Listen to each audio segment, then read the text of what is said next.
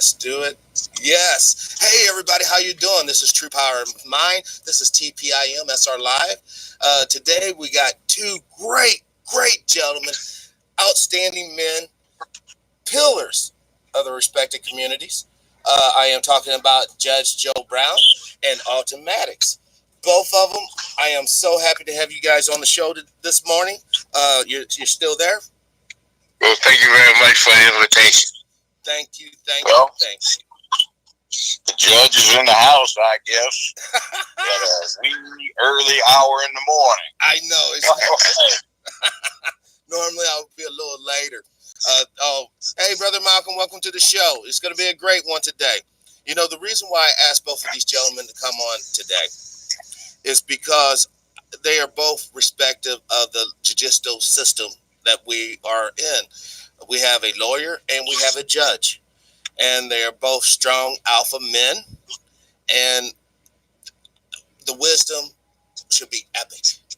The first question, I know it's a very basic question, and hopefully we can start with Alton on this one. What is the purpose of law in these United States? Well, I have to answer that from two perspectives. You know, the white supremacist perspective and our perspective, and the white supremacist perspective. Ours would be that of control, and I suppose on the flip side would be, for our perspective, would be self-determination. Now, Judge, what would you say the purpose of law is in these United States as a judge? Well, let's not even talk about the United States. Let's just talk about humanity anciently and currently, and everywhere in between. Humankind has always sought order, and in order to get order, it has sought and made rules so that the ordinary person can feel comfortable in knowing whether he is doing something appropriate or inappropriate and can conform his conduct accordingly. I would agree with that also. A huge population, and the more dense it gets, the more people we have, the more there is opportunity for conflict that requires resolution. If you've got some rules and you imbue your population with a respect for those rules, then they tend to comply with them as matters of personal compulsion. So you have less friction and less conflict. It's not stated as such, but mannerability, being polite, knowing how to act in an appropriate fashion in a social situation is also a matter of law. It's courtesy. It's how do you behave and interact around and about others? What is expected of you living in a given society? Yes. That's what law is. Law is a set of standards that when there are the inevitable conflicts, those conflicts can be resolved with equanimity, with justice, and with equity. That's what law is about. You know, when we talk about things such as civil rights and human rights that were big topics, like back in the 50s and 60s, leading up to some of the marches that King did, how did that get subverted by the homosexual agenda? Well, you have to understand, from my perspective, having lived through it and been in college by the time it finished up in the early 60s, mid-60s, the civil rights thing was more something for the soul of the country than it was for black people. Black people have a problem with always asking for something and never demanding, always begging for something and never being able to deliver, always praying for something and never being prepared to secure the thing they seek themselves. So when the civil rights era was presented, it basically resolved down into a bunch of black folk and some of their sycophantic supporters who were white being out on their knees praying while some redneck beat them across the head until some other quasi-rednecks felt guilty about it. And that's not a struggle. That's just getting your ass whooped. So somewhere along the lines, we set out in getting rid of our shame at not being white and started being black and proud. And then we started moving, and then we got Tricky Dick Nixon in. We forgot that too many black folk did not think they could do anything for themselves and looked at LBJ since he was a Southerner and a pretty decent man when it came to things. Probably the most decent president we've had when it comes to us. Well, when he did not run to keep from disrupting the country anymore behind Vietnam, people gave up hope and they thought they didn't have a big white daddy in the big house, the White House anymore. And you got Tricky Dick Nixon in. J. Edgar, who was, turns out history reveals now, had black in him, a lot of it, and hated what he was and his people. I mean, he was homosexual. He hated straight folk. Then we got the media taken over by the gay crowd. And they started off on a 50-year campaign to glorify our dysfunction. So we started gravitating toward that as something to ideate for rather than doing what we needed to do as a people to get ahead. So in the intervening 50 years since the late 60s and now, we have devolved and gone downhill where we're all about hedonistic nonsense. We forgot the protocols of mannerability. We have glorified the gang banger, who basically is an unmanly lesbian in a boy's body. Yes. We have glorified drugs, glorified pimping, glorified stealing, glorified everything, and that's our ideation. Hey, man, it's about pimping, dog. You know, see, we, man, you know, like we moving plenty merchandise, man. Got lots of cheddar to be made, gold to be won, and ladies to be played, man. Yo, see, we are getting off into stupid. We don't have any black leaders getting killed because we have none anymore. We have ersatz rap stars who get killed, and basically we ideate about them being heroes, but essentially, even though some of them try, most of them are just spreading entertainment that fosters dysfunction. So we go to church all the time, but the church is too busy taking all of our money through tithes and donations to leave any for economic investment, and the church pacifies us so we can take one more week of hell rather than getting fed up enough to do something about it. And every time we had a meeting over the last 50 years, it's been in somebody's church where there are 15 chicken-eating preachers who are sitting up there trying to impress everybody to come to their church so they can put money in their complexion plates and they can get an upgraded car or a fur coat for the wife and some jewelry for bling for some of their mistresses. The boys and girls they're screwing. And what happens is we get caught up in a pimp game, we get caught up in a con game, we get worked. The Democratic Party runs the plantation, they get our votes and they turn over the effect of our votes to the rainbow, and there's no pot of gold at the end of the damn thing, just oblivion and extinction. Yes. So we are screwed until we decide we're going to be men and women. We ideate about the real leaders that's in the penitentiary. No, they're not. They're not in there for playing Robin Hood. They're in there for selling poison to their people. They're in there for raping their women. They're in there for gangsterizing their neighborhoods. They're in there for robbing their old folk and their young folk and their businesses.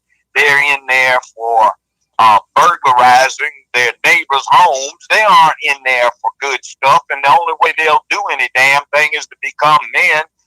And when they get out, which is a hard thing, so they get off of this death wish of, yo, man, I'm 23, I ain't gonna see 24, man. I ain't got no daylight at the end of my tunnel, man.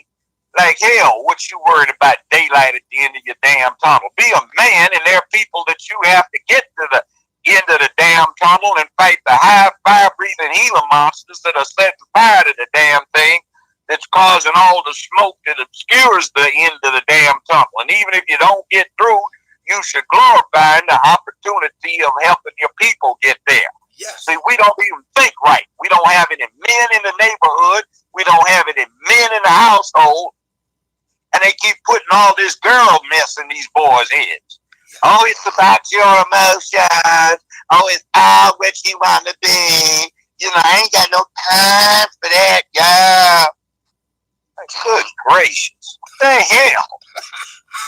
Yes. And they're using black folk as goddamn guinea pigs to run this crazy rainbow experiment on the whole country. Yes. All of the above And is the true. People's Republic of China is getting ahead of us in science, technology, engineering, mathematics, computers, every goddamn thing, industry.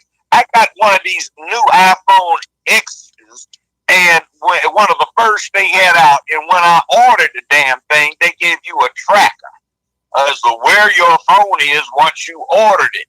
And I'm looking at this damn thing, and you know where the point of origin was for the cell phone, the iPhone X? It was inside the People's Republic of China. It made 2 stops before it got the hell out of the People's Republic of China. Then it got to the United States of America. So this high tech that I'm talking to you on, we didn't even make it. The Chinese did. You ever check out Star Trek? Yes.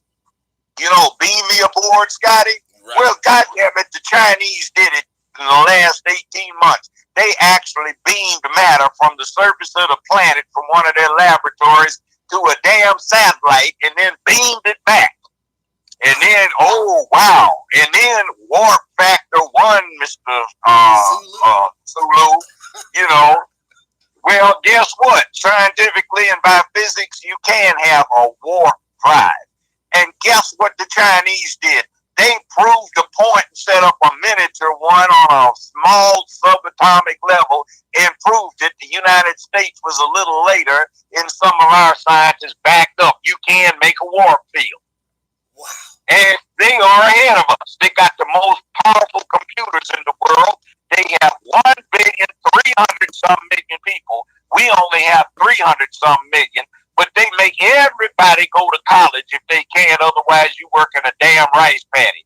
And you know how bad a real Asian rice paddy smells? They use human excrement as fertilizer. So you're walking around up to your knees in human shit and piss. Or you got a choice of going to college. Now, what the hell do you think you're going to do? Meanwhile, over here, nobody can afford to go. Right. They have such lousy primary schools and secondary high schools and junior high schools with nothing in there that they need to do. And it's gone to hell. Right here in Memphis, for the last 4 days, they have had the Wi-Fi in half the town out. People can't use their computers, so downtown is basically closed down because they have no computer access. So what the hell? When I started off, nobody had a damn computer. And now what are they doing to school? They said the children don't need to learn how to write longhand because no one uses it. Everyone relies upon their cell phones and their computers. And now the damn things are down. And people down there telling me that they have folk in their office, they can't write to give them a memo about something. Oh my gosh. This is sick. You know, it's funny. And we are the damn guinea pigs for this sick experiment of being nice.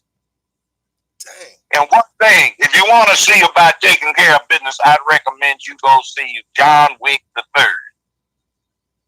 Or War. Parabellum. Yeah, that's some untrammeled violence, and it's some real gun type play in there. And there's some videos out there, Keanu Reeves. Also, Brother Isaiah Washington out on a range training with carbines and pistols, and they can work those things. So you see what you have to do to really be proficient if it hits the fan, and answering the question from the 1960s, brother, are you ready for the revolution? And we aren't anymore. Right. We don't have any Black Panthers. We got little fools running around switching at up there at D.C. at Howard University and down at Morehouse in Atlanta. Everybody's ready for the revolution. We got people going, oh my God, they're talking about guns. Oh. They forgot all about Mao saying power grows out of the barrel of a gun. The police shooting us down. We demand that somebody get them to stop. Hell, stop them your damn self. Yeah, but you know what the problem is on that respect, Judge? Howard University, of which I am a graduate. I'll back you up on that. My father's a graduate of Howard undergrad and Howard Law. Okay. And I'm not allowed to come to Howard University and talk to any students. Why? Huh? Why are you That's one way. Because I came up when Howard University was Howard University. In other words, when the head of the civil rights movement was truly there at Howard University, you see. And so those people like Frank Reed, Herb Reed, those people that were there when I was there as professors are not allowed to bring back that kind of tradition to the students. Wow. They subverted it. They subverted the movement there. Yeah, right. Well, I used to, a lawyer, they used to have me go over to the maximum security federal penitentiary once every 6 months, 25 years ago and 20 years ago, to lecture to these students, not students, these inmates over there about manhood and the game that's getting run on them by them committing crimes and what utility they serve. The warden had me over there to the state penitentiary, the federal maximum security penitentiary, and now they won't even let me come near the damn place. That's what I'm saying. They won't let me come near it either. I hear what you're saying. You got something that might be effective. They don't want you saying it, but you submerge their little rainbow crap. That's it. That's it. They're right to do what they want to do in their bedroom, but I keep saying it. When they start trying to bring it into our living room, that's a whole different question. It's a whole different story. It's a whole different story. Orwell's Animal Farm, where all the animals in the barnyard were equal, except the pigs were more equal. Well, apparently these pigs got a rainbow flag on, and they're more equal than anybody else. So they get to say and do any damn thing they want. Nobody's supposed to critique them back and say, "Oh hell no, that's wrong." And see, they don't get it. When they start intervening in the political and socio-economic process, they become as subject to harsh criticism as Trump, sailboat Hillary, or Jay Biden. He's a gay boy. And I was just talking to a brother. Were you on with me when we were talking to the brother that went to Harvard and Yale? Dr. Randy Short. Dr. Short, and he was talking about how gay Obama was, and the scandal that came up about he couldn't keep his hands off the white boys when he was on Law Review. Yeah. And how he used to go around talking about how he hated American blacks. Yeah. So he got in. Yeah, right. Well, that's what happened. I mean, I know the whole story around Obama. Fraud. Right. I know the whole story on that. Can you share a little bit, Brother Maddox? Well, the thing about there's some things I'm trying to really find out right now, but I will talk about it in terms of raising a question, not provide an answer. You see, I personally felt like Obama had a relationship with Maynard Jackson. Okay, and I personally felt as though Obama was taught by Maynard in terms of his delivery. And the reason I say that is because, you see, I knew Maynard when he wasn't Maynard. Okay? And Maynard really got started, as far as I know Maynard, in the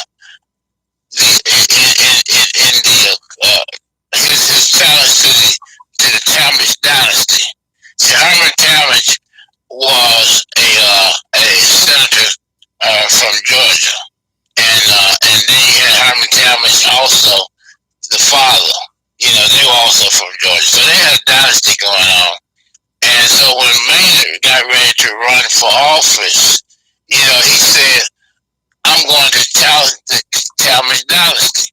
Well, fortunately, I heard when he made the statement, and I said to my father, who felt the same way at the time, because he grew up under the Talmadge dynasty, how Herman Talmadge was.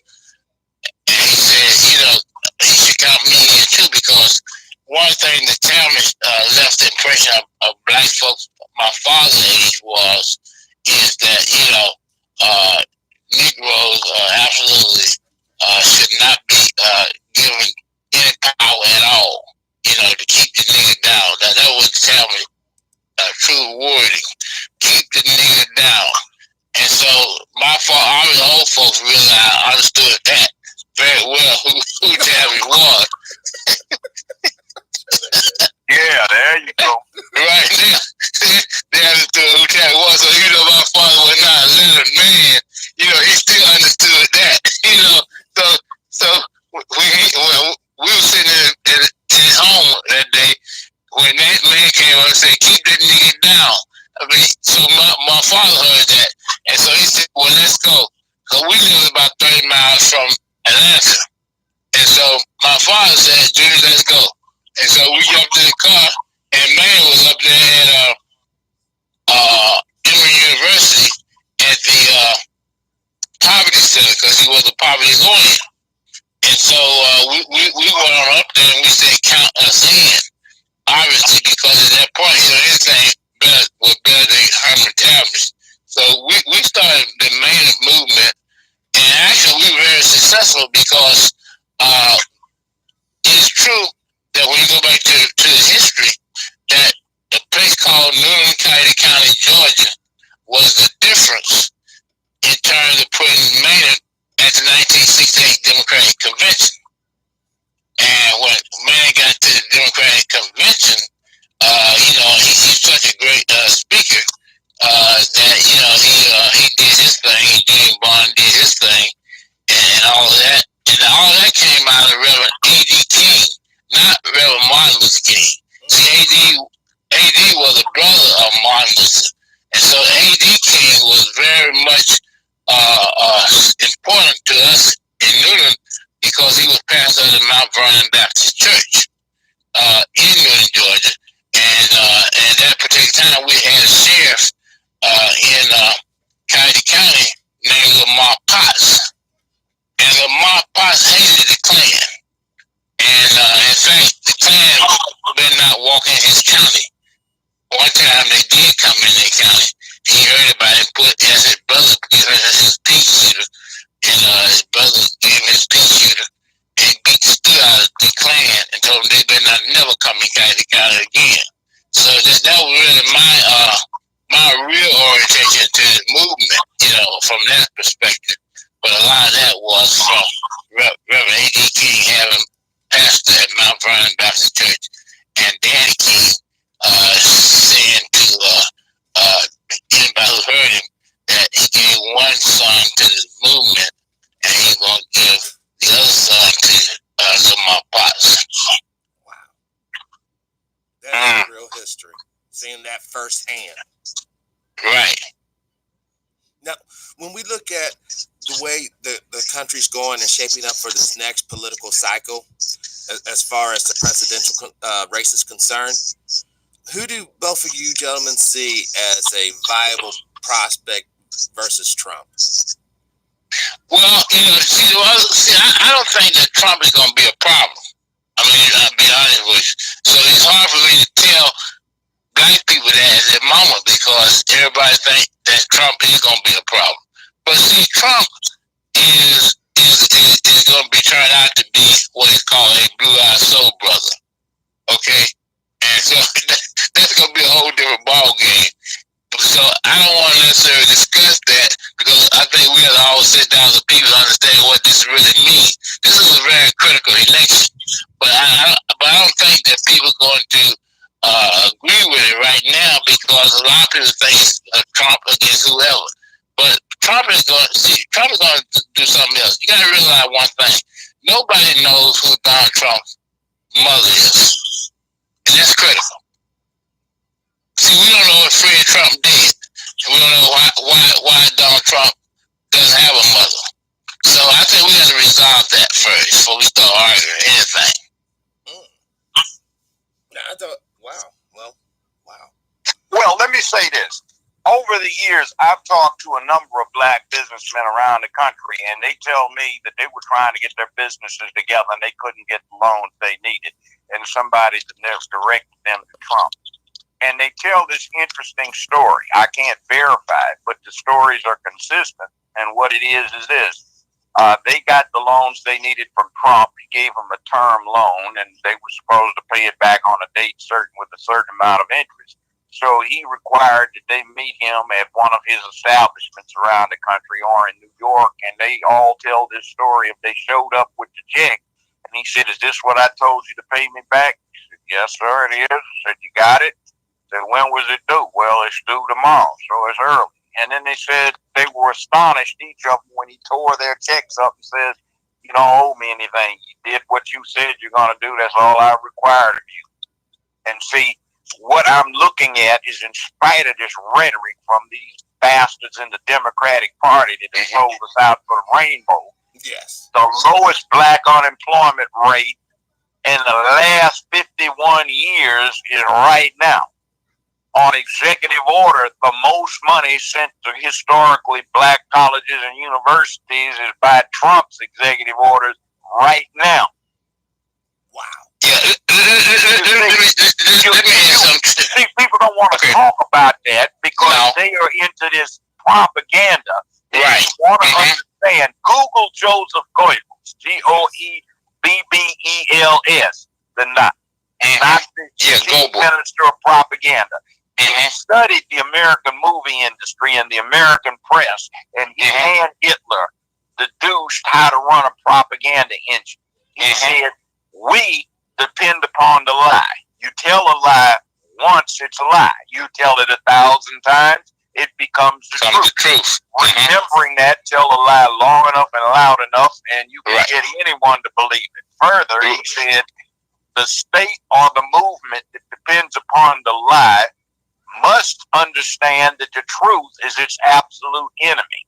And at all costs and by any means available, we must or you must suppress the truth, because the truth exposes the lie to the glare of a bright light." And that's exactly what they've been doing, this propaganda they've been spreading around us for the last 50 years. We had not a black American up in there in the office. We had somebody that was raised in Indonesia, that speaks fluent Indonesian, whose black ancestry directly was from Kenya, and he got abandoned by that because his mama went off and left the guy. And on her mother's instigation, married Lolo Sotoro, who turns out, when he died, to have been one of the 10, 15 richest men on earth, who ran the 4th largest oil concern on the planet. And he made Barack, well, his actual name officially is Barry Sotoro, once his daddy adopted him before he got 2 years old. He is one of the he is one of the 3 primary beneficiaries to the trust fund that contains everything from one of the world's richest men.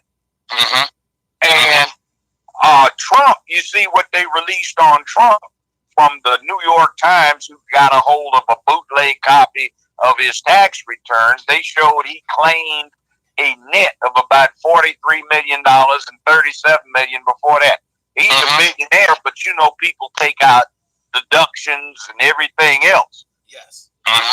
Obama for 2017 had a reported income net of over $200 million after taxes and all deductions. Wow. Now just get that. That's the richest fool that's been up in the office. He didn't grow up in the cities of the United States. He spent most of his time in a rich folk compound with multiple bungalows, mansions, and parks, where his rich daddy entertained, amongst other things, their close family friends, the Bushes. Wow. Yep. Yep. And we sit up there and talk about, we got a black man in office. Well, who the hell is he related to that is American black? Right. Nobody. Nobody. If we got reparations, he wouldn't qualify because he doesn't have any black American ancestors. No, he doesn't have a mindset. Grew up in Hawaii. He was the only, and then he got a problem because he's gay. That's his business, but he was he slipped in, snuck in. He went to LA when he was running for his second term. They raised $8.5 million for him in one dinner in LA. Right. He tied up the whole city for 3 days because he's never been through America, and what he was doing in all the big cities is getting a ground tour at 30 miles an hour instead of taking a damn helicopter back. At LA International Airport for 8 damn hours because he wanted to take a tour of the place. I was out there at the time, and he had LA gridlock for 3 damn days because he wanted to take a damn tour. Yep. Well, let me say this real quick. See, I've known Donald Trump since the 70s. Now, I was a third law student at the University of Georgia Law School, and the dean, Lindsey Cowan, said that I was a disgrace to the Negro race, and that I would never be practicing law ever again. Well, I would not practice law. I would never be a lawyer. And so he said that I was too. And so then there was a professor by the name of Agee from University of Chicago Law School that was teaching some progressive law at that particular time, and we were discussing cases like the Chicago Buyers League case out of Chicago. And so what happened was Dean Lindsey Cowan, said that because I stood up for our people and rejected the idea of some white law students in the University of Georgia Law School referred to us as niggas, that I had to get out of there.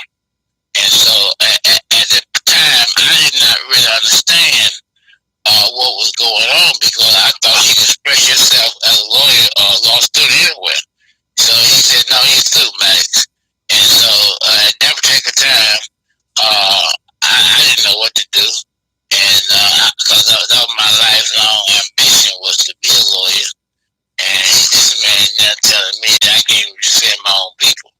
And so I sort of moved around for a while. And then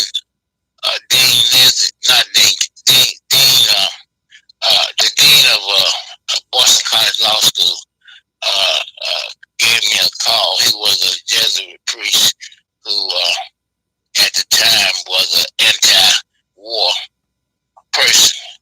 And so he called and said, man, we have a place for you at the university, at Boston College Law School. And so at that particular time, that's where I started law school there. And then after that, I went to New Harlem.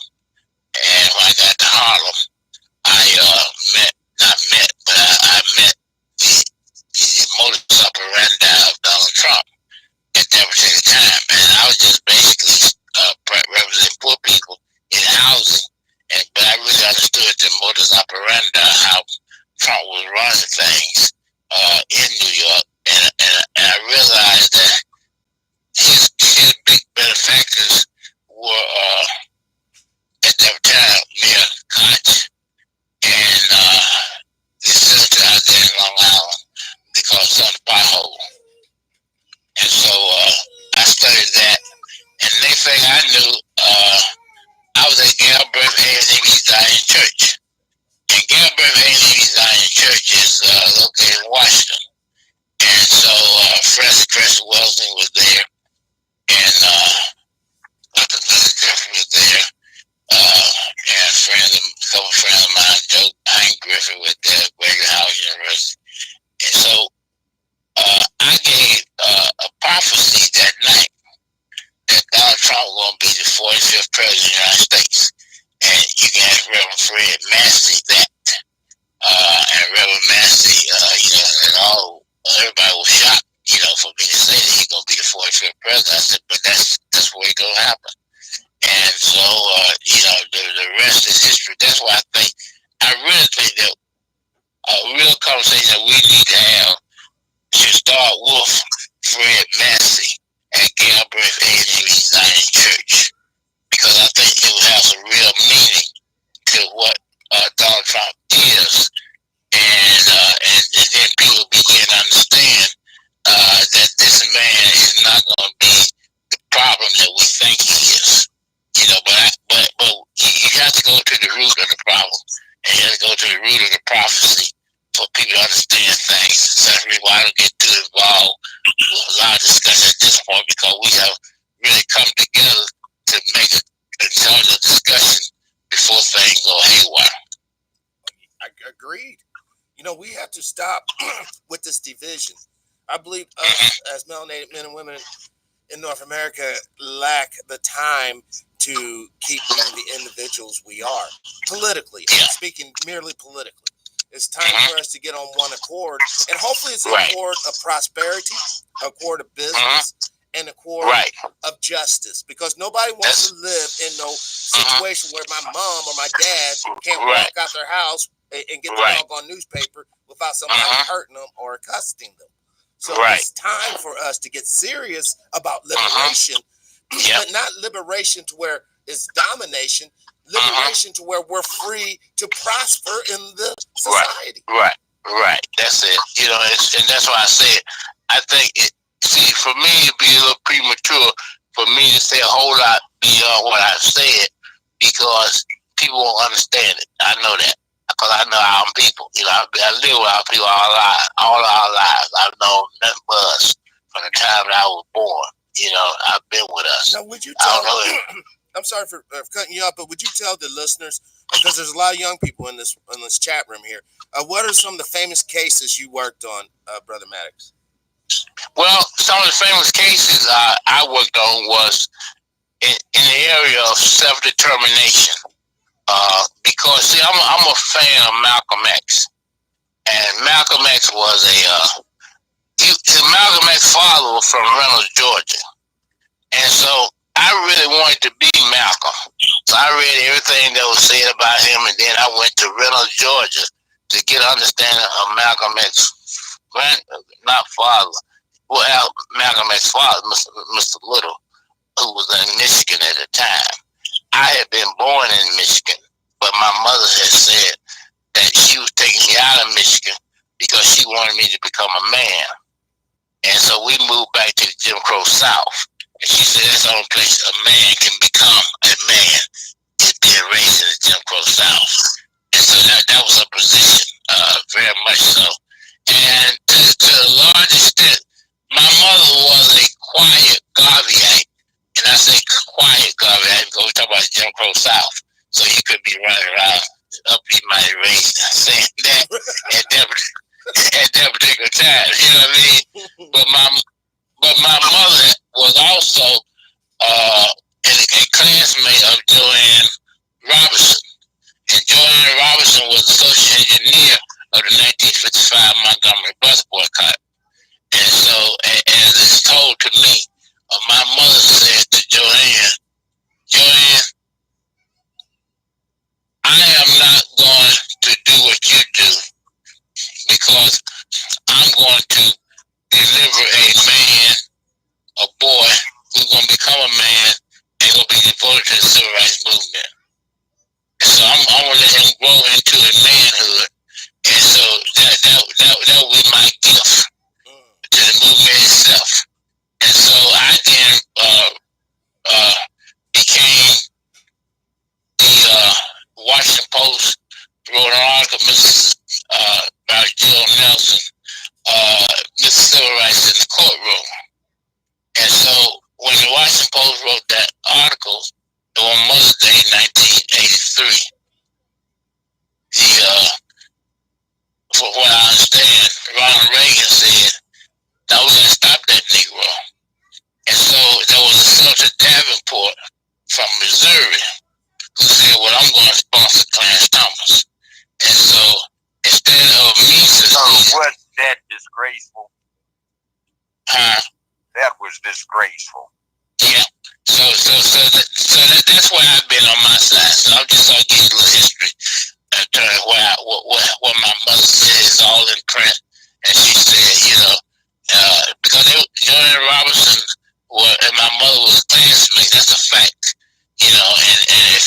State Teachers College in Fort Valley, Georgia. And so from that's been my birth since then, because my mother did not try to stop me in any way from participating in civil rights. She did not stop me from advocating for black people. I did a small town in Georgia, and I grew up there, and my mother did not flinch once to caution me about doing something other than what I was doing. So that's all I can tell you about my history. Wow. Thank you, Alton, seriously, for putting your life Very good. on the line. That is a demonstration of what the judge was talking about. Alton didn't know he was going to make it through Jim Crow down there not being lynched or killed or whatever, but he was an alpha man that stood up for the righteous cause. Thank you, brother. Thank you. Well, I want to say that because, see, a lot of times our people got to understand, our people have prophecies also. You see, and what we got to do is make sure these prophecies come alive. You know, because you see, I went to school in the rural South, and my mother was a teacher at Harrison, Georgia, and I was going to school at Rising Star Elementary School. And Rising Star Elementary School, one of those typical schools back then, where everything was wooden frame and old, and you basically had a schoolhouse. You had a Masonic lodge, and you had a church. Those were the three areas of where we grew up in. You see, where we were educated in those places. And I remember Miss Johnson telling me at Rising Star Elementary School, it came right after Brown versus Board of Education, and I was a tremendous reader, and so I knew a lot myself. And so Miss Johnson said to the class, she said, Alton Maddox is going to become a governor of Georgia. And I said, a governor of Georgia? Too hard for me to believe that. I said, I know we got understandable, we got Lester Maddox, all these people, and she telling me I'm becoming governor of Georgia. I just couldn't see it at that point. But you see, as Stacey Abrams ran for office in Georgia, and Stacey Abrams ran a great race, but she didn't win. And I then said to myself, Miss Johnson may have gotten it right. Because you see, I'm here in New York, but she said Alton Maddox is going to be the next governor of Georgia. And I'm saying to myself, well, how in the world can that be? It's even worse. I'm in New York. So then Stacey Abrams, she ran a great race. But you see, Stacey Abrams did not have the culture of University of Georgia. You see, it's University of Georgia or the culture of Georgia. You see, Stacey Abrams went to Spelman, and then she went to Yale, and then she went to Spelman. But see, that's just the reverse of the way you win in Georgia. And so what happened was, I went to Howard University, and also after that went to University of Georgia Law School. So that put me in a better situation to become the governor of Georgia than Stacey Abrams became of what she was doing. So, we're talking about now a period in which I will be going back to Georgia, only because I asked Christopher Ray, the FBI director, I wrote him down and said, wait a minute, people need to know who I really am. Because a lot of these people, students now, were law students then, and they're very influential now. Yeah. And so as a result of that, I'm waiting on Christopher Ray to give me a report on what he said, because I know if he'll hook me up with the students at the University of Georgia now, they'll say Alton Maddox was ahead of his time. That's what they would say, because that's what the late Judge Busby said. He became the governor of Georgia, and he told a friend of mine, he said Alton Maddox was ahead of his time. appreciate it. But this man was ahead of his time. And that's where we are now. I have a question, and feel free, either one of you, to answer it, about the abortion bills that are being passed in various states, including my state of Missouri, is looking at making it harder for young ladies who've been victims of not sodomy, but rape or incest to deal with that. What is your opinions on that? Well, that's a good question. You see, I have a syllabus, and what I've done, I have written I've written President Trump on my own views, and so I have put those views in the Presidential Records Act of 1976. And so I've written to President Trump and told him to record all those records under 1976. Now, what I wrote to him and said, look, this is what you should deal with abortion. You should let, or you should let that be 4 horsemen. And that was after Justice Kennedy took leave of things. And so I said, well, look, everybody says Justice Kennedy gonna be the dividing vote.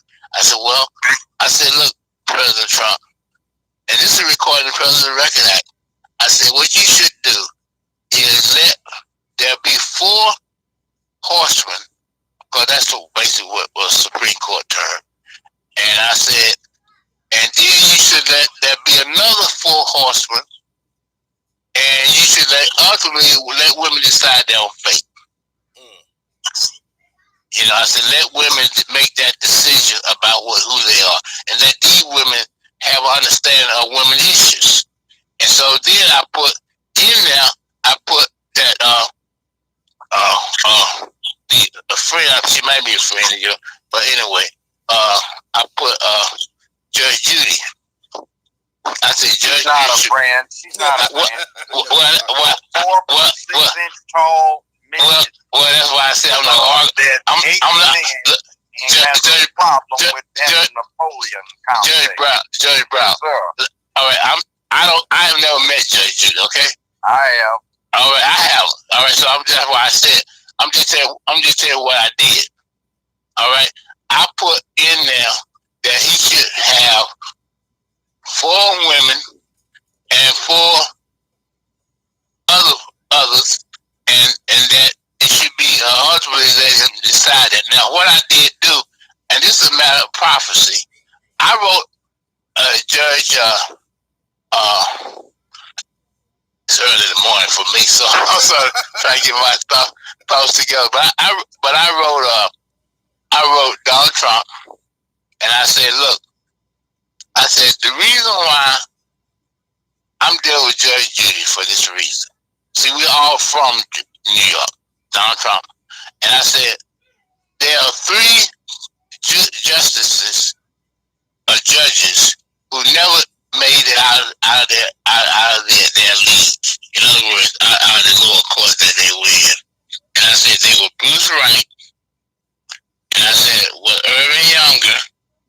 And I said with Judge Judy. And I said the reason why those 3 did not make it out of their league is because Judge Wright, Bruce Wright, good friend of mine, he's the only person who told his son, Keith Wright, he's the only person I want to have my funeral. I'm going to serve as Alton Maddox. He said, rest of the people in New York, I don't want them nowhere near me. So Keith came to me and said, Judge Wright said, my father said he wants you there. Now, Irving Younger was a tremendous person who was a tremendous professor, but he never became more than a lower court because of one key issue, ethics. And that was the whole thing about Bruce, and that was the whole thing about Judge Bruce, that woman I will tell you about. Is that they all had ethics, and that was the one thing they all had. That's why they didn't get beyond that. And so I told President Kennedy, not Kennedy, I told President Trump,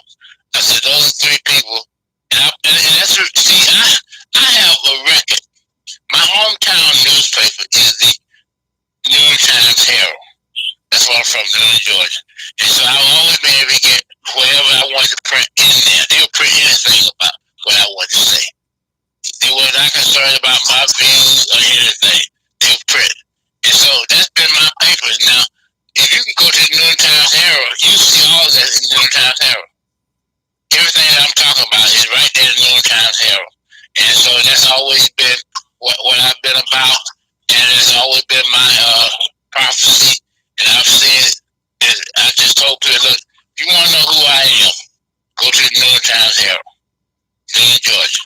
And so you'll see everything. So all you gotta do is just go to the New York Times Herald. So we want to get everything automatically said on anything to President Trump.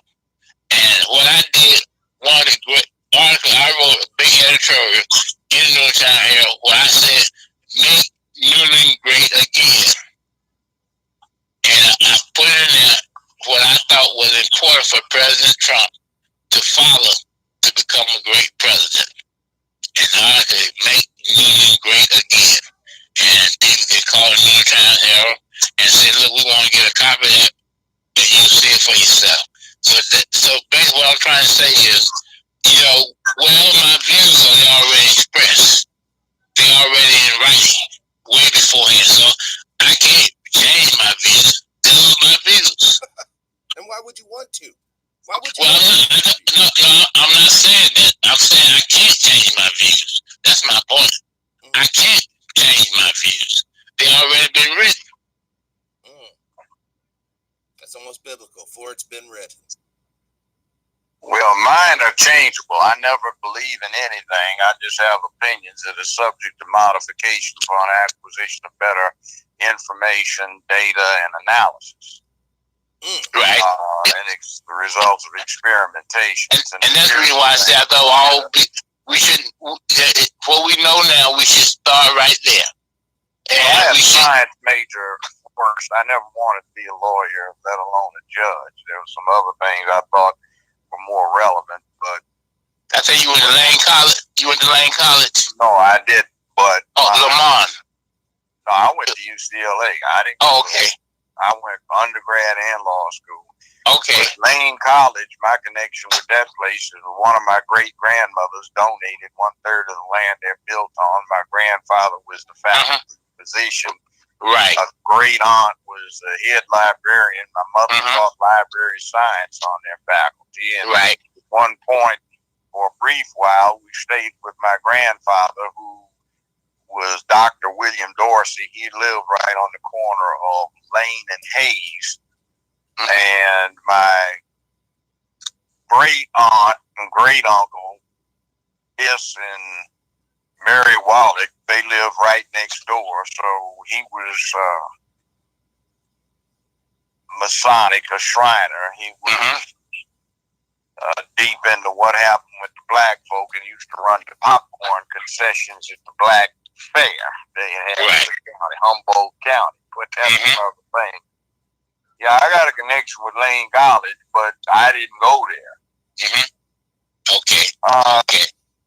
Me, I'm always into doing analysis of everything. I try to analyze everything I do rather than just doing what feels right. I try to see what is in it for the people, not just for me.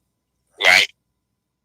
So I look at what's going on is we've got a bankrupt system based on a lie right now. It still has done absolutely nothing to cure the cancer that is just that's true. That's true. From slavery.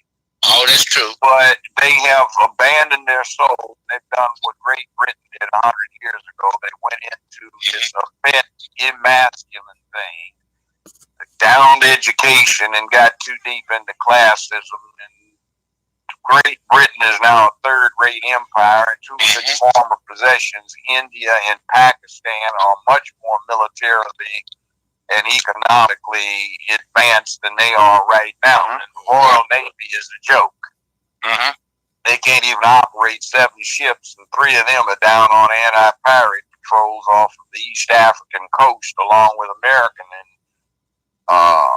French and Soviet and Chinese squadrons fighting pirates. But, it is what it is. Um, we've come a long way, but we've retrogressed a long way. What is it? 3 steps forward and 2 steps back. Back, right. Uh-huh. That's what I'm looking at right now in society, and I am very disappointed with black millennials. I am just aghast at them. Yep. I'm 70-some years old. I am 70-some years old as well. Yeah, we both are, and I get so revolted by a 19-year-old college student ask me, Judge, what should we do? It's really so bad, and why the hell are you asking me? I'm an old man. You should be scaring the hell out of me with how damn militant you are, or aggressive, and you act like a bunch of little passive pussies. What's the matter with you? Right. See, back then we had what we call young Turks, and they were like people who really rebelled against the system.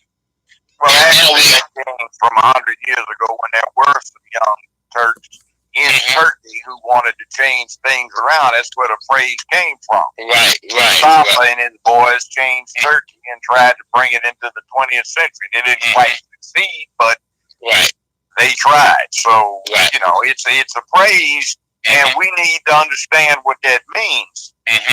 You know, you can't get up when you're running around being soft and little tight pants and your butt hanging out, you know, or you're running around with earrings in your ear and sissified.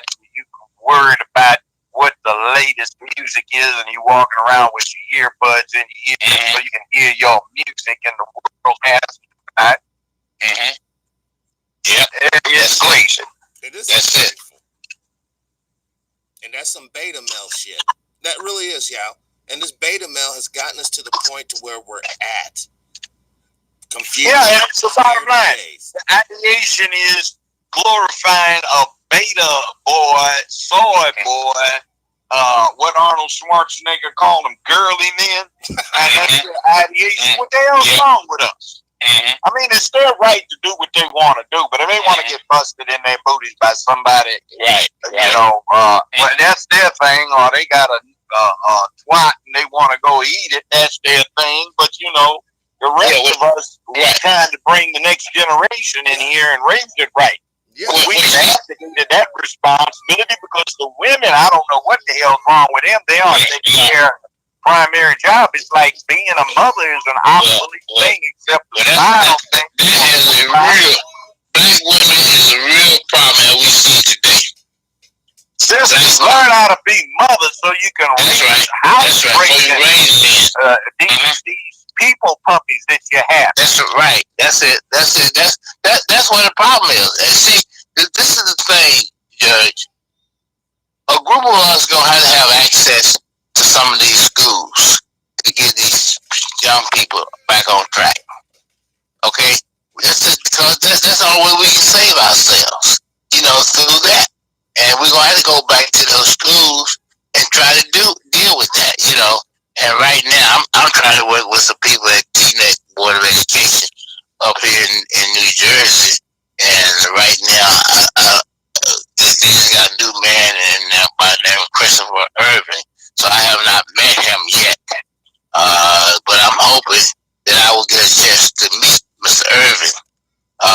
Because you see, my wife laid certain foundations down that were very important. And I saw my wife and I as having a perfect marriage.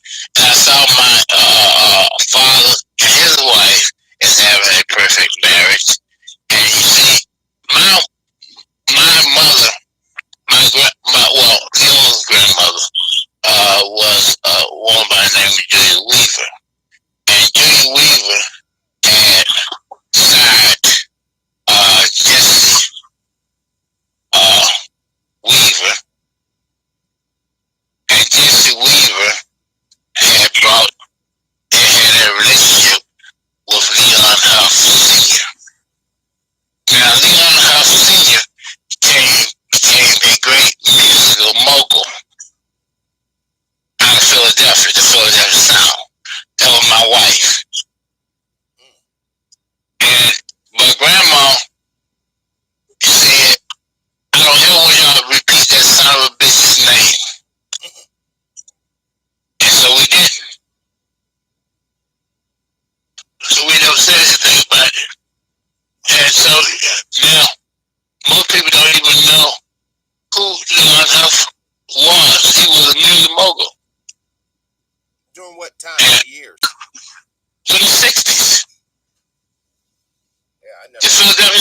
the Philadelphia Sound.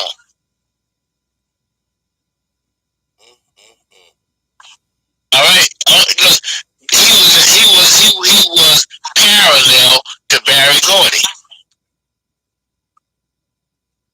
Wow. So he says, was there any particular reason why she wanted to erase him? Well, because the fact that, like I said before, he pumped up Grandma's daughter, Jessie, who was a fox. But he planted a seed in her. And so by planting that seed in her, Grandma said, I don't want that son of a bitch. She's a son of a bitch. So the woman was running the family. Yeah. Well, Grandma was just like a two-legged bloodhound. I mean, really, if you ever want to see somebody, no, seriously, if you ever want to see somebody who looks like Harriet Tubman, that was Grandma. So she forced she raised my wife. Because she looks like Harriet Tubman. I mean, I've seen her in action. She didn't take nothing from the white folks or nobody else. She was just Harriet Tubman. You know what image of Harriet Tubman? Yes. That was her. She was she did snuff and the whole bit. She was just an image of Harriet Tubman. And that's why I fell in love with her, because she just reminded me of Harriet Tubman. The strength and the strength, and she raised all those children. And they all went, except Jessie, all the rest of them went to Tennessee State, places like that, to college. How was she able to afford college back then? Huh? How was Grandma able to afford college for all those babies back then? She is a strong woman. Well, some places the college tuition and incidental fees were on a much more reasonable level than now. Like in California, Illinois, New York, and some other places, a public college was essentially free. Right. Yep. And she raised her children in Tennessee State. Yeah, but well, it wasn't Tennessee State; it was Tennessee A&I. Yeah, right. Well, I'm just saying it wasn't Tennessee well, that's State. what they called it now, but it was Tennessee A&I. They had a absolute ribbon sign out on there, everybody's favorite pub over there by Hadley Park. Yeah, I know it well. First time I saw that thing, I was a child. It was like 1951, something like that. Right. And I remember that thing stayed there until I was out of law school and came back through Nashville for a few months before coming to Memphis. Yep. This is with that. Incredible conversation, gentlemen. You know, when we look at constitutional law and the way it's applied to civil rights in particular, how come there has never really been any reconciliation on the reparation issue? What is reparations? Yeah. It should be That's the question. Land. Who gets it? No, what is reparations? One, question one. Two, who gets it? Three, how do you determine the class? And four, what are you really talking about giving? Five, if you're talking about being equitable. Six, how does the United States pay for it? Seven, what are you going to do about the fact that the national income is insufficient to pay it? Wow. You see, we've got a gross national income that averages out at about $19.6 trillion per year for the last several years. We have reparations. If you gave everybody, let's say 400K that is identifiably black in this country, you would run up with somewhere around $12.6 trillion. And the United States cannot afford to pay that. So do you think for number 7 or 8, I forgot where I was, that you can get an appropriations bill through the Congress and the Senate as they are constituted now? Right. Looking at the government shutdown and then get it past the veto of an American president? And if the veto comes down, would you be able to overcome that with a 2/3 majority in either house? And forget all of the rest of the questions. That last several is a no. You're not going to have that happen. Next thing, what do you want to do? Give everybody a DNA test, which if you gave them an adequate one, could probably resolve who's entitled to it, but you're likely to find that a lot of apparent white people are entitled to it too because they've got as much African through the slave experience ancestry as a lot of people that look black. Let me say something about this. I saved the African burial grounds here in New York City. Dave Dinkins and a bunch of other Negroes tried to do everything they could to destroy the African burial ground. I saved it. And I saved it through litigation, but after litigation, I called upon my best friend, Gus Savage, Congressman Gus Savage, and I said to him, Congressman Savage, at this particular time, you are in the Public Works Committee. And as a matter of fact, you are the main person in the Public Works Committee. And now, since it has a standstill, I want to invite you to New York City to do the African burial ground. I said, because, you can do it. And so he said, Alton, he said, look, I'll be glad to come. And he said, I got one I got one congressman from Tennessee who owed me a favor. And he said, I will get that congressman and myself to be the committee because that's all we need for the subcommittee. There's 3 people. And he's from Tennessee and he owed me a favor and I'm going to use that to save the African burial ground. And so he said to me, he said, look, I tell you what I want you to do. I want you to call Dr. John Henry Clark as the witness. He said, I want Dr. Clark to state his position. And with my vote and the 30 vote from Tennessee, he said, that's going to save it. And that did. And see, now after that, what happened was, the Negroes, when they got to the city council, they did not know anything about Dutch history. And so they did not understand the history of the Dutch and how it had come about. And so as a result of that, they refused to require a $1 trillion trust fund, which they could have done. And I said, out of that $1 trillion trust fund, all that you gotta do is let black folks enjoy it. Whatever they can enjoy out of that $1 trillion. And they refuse to do it. And that's really why. I'm sorry. This is a question from Brother David in the chat room. He's a show contributor. Ask if we are still considered 3/5 of a human on the books. Also, what is the best Latin term to use once in court? Well, the answer to that is very simple as this. I mean, what term you want to use after this, that's your own choices. But you see, unless you change the Constitution itself, that's what the Constitution says. What we're 3/5 of a man? Yeah, that's what the Constitution says. Technically, what the Constitution says is for purposes of apportioning congressmen, the slave population would be counted in total on a 3/5 basis.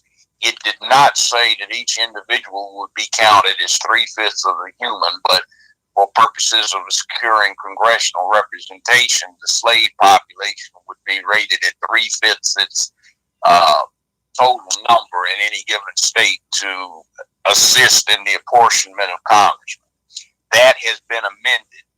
The amendment has abolished that as part of the Constitution. The Constitution itself is very short, particularly in that provisions in the Constitution itself obsolete certain of its provisions after the date of 1808, which also around about there is when the importation of slaves became illegal. Right. So the Constitution is an interesting instrument, and it's a political thing, but it's also got other stuff in there that's quite interesting, and it leaves a lot of wiggle room, and it's like a set of rules for a game of baseball, basketball, or football. The rules are the rules, but what happens and which team wins depends upon the player, and if there's any corruption in the game, other than doing something like throwing the World Series in 1916, well, what happens is that you may have a hometown referee who calls bad calls to give the home team a boost. See, so our problem is not that rule book, the Constitution. Our problem is what happens in terms of its administration. Now, there's one thing, contrary to these bozos on the right wing that get to talking about the original construction of the Constitution and all this other stuff. The very first case decided by the U.S. Supreme Court in 1792 was, what does common law mean, as cited in the Sixth Amendment, which says, no matter tried upon the common law before a jury shall be heard upon appeal except upon application of the common law. Their decision is interesting. It's two parts.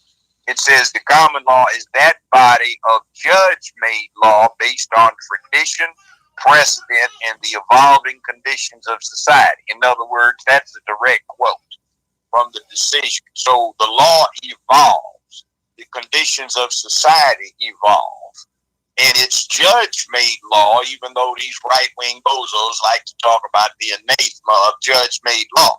The second part is very interesting. They said all law in the United States is judge-made law until it is superseded by tradition, not tradition, by legislative fiat, statute, ordinance, or regulation. So until some legislative body sets the law, all law in America is judge-made. And I've made law, like, for example, when you get a murder case or a criminal case or a civil trial, the jury makes the decisions under the direction of the court, but the judge charges the jury with what the law is. Law that's not on the books from the legislative body, but is made up by the judges. I did not like the one in Tennessee on reasonable doubt, so I rewrote it. A defendant grasping for straws who got convicted seized upon that to use as a grounds for an appeal. The Supreme Court noted that Judge Joe Brown, etc., the 30th Judicial District, did not use the standard charge on reasonable doubt. However, we find that it is superior to the one that has been the standard pattern jury instruction. Therefore, we adopt it as the new pattern jury instruction. This issue is overruled.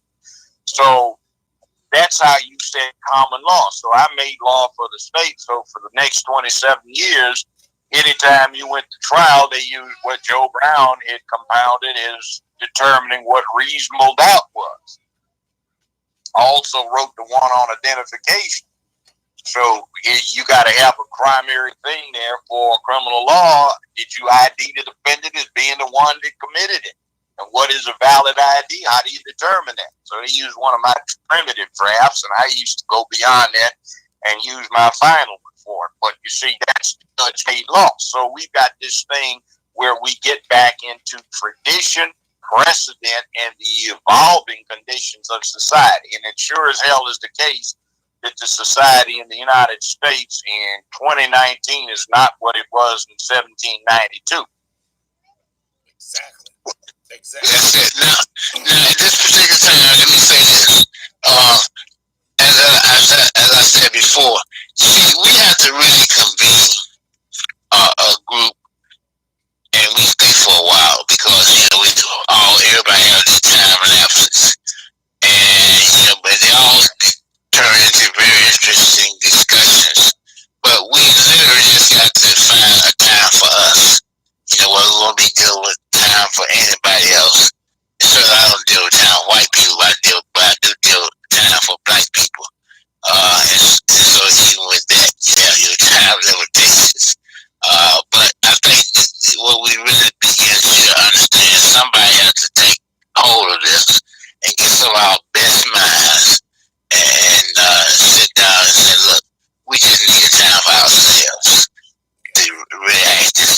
because otherwise it's just gonna be lost. You know, it really is. And so if there are people that think that a Judge Brown is somebody who can contribute, then they should say, well, Judge Brown should contribute. If Alton Maddox should contribute, Alton Maddox should contribute. But in the meantime, we all got to find some way of having a meeting ground, a common ground. You know, and that's really what this is all about. So I think that the audiences have heard enough to say, you know what, we need to start trying to build to a consensus, you know, and then move from there. Because that's really that's the only thing gonna solve this problem. Great point. I got one last question. I know we have to go. We're about at that time. This one last question from Brother David. Ask them about, and please excuse this word. I don't speak Latin on a daily basis, but a persona, Sophie juris civil terra mortis. Does that make any sense? It doesn't to me. To me, but you know, but obviously we sat down somewhere we can sort of hash it through. I'm sure we can speak Latin to get us through this. I don't know if that was pig Latin. That might be bacterium Latin, because that needs a little more evolution for sure. See, all of these Latin terms are just shorthand, right? Boilerplate. If you're in the law, you know what it means with your decision. Yeah, race interlocutor, for example. The thing speaks for itself. Right. That's it. Stuff like that. That just means, what does it mean by the thing speaks for itself? Right. An old case where a guy was walking along a board sidewalk in a Wild West town, and a barrel rolled out of a loft and hit him. So barrels don't roll out of lofts on their own. Right. So that's prima facie evidence. The thing speaks for itself. There was something negligent going on. What's negligent? Failing to exercise due care to ensure that something that is not supposed to happen doesn't happen. Right. Yeah. So these things are like common sense. Yeah. Right. And one of a trial lawyer's job is breaking down the boilerplate into common sense. Like, ladies and gentlemen, you've heard the judge charge you, or you will hear the judge charge you with the law relative to this or about this. What does this mean? Well, in layman's terms, it means Robert went upside with his head and who weed on it, you know? And whether, you know, what went down was enough to justify doing it in for acting like a damn fool. That's what we're here for. Right, that's what we're here for. Right. Now, I'll never forget a case I tried where they had a crime called unnatural sex acts, and subjected a convicted defendant to 3 to 15 years in the state penitentiary and a big fine. So what are we here for, ladies and gentlemen of the jury? I kid you not. This is what we are here to try. The judge is going to tell you we're not playing. What happened was a cop got brought in by this man's ex-wife, and he saw him, he's my client, and the co-defendant, his girlfriend, going down on each other, and they want 3 to 15 years in the state penitentiary for doing 69 numbers. And that is what we're here for. Right. Well, that's it. I think that's a great note. That's a great note to fall in on, you know, because that's tell you everything you need to know about the law. that's what we're here for. I hope that, you know, we can really do this again, and we do it in a comprehensive way that we reach a real consensus before this thing get out of whack. Yes. And on that note, you know, I'm going to wrap it up, y'all. I want to thank all the chatters. I want to thank both the judge and the lawyer. Alton Maddox, Judge Joe Brown, thank you, gentlemen, for sharing your time with us. Because everybody have a good day. It's your time. All right. Have a good day.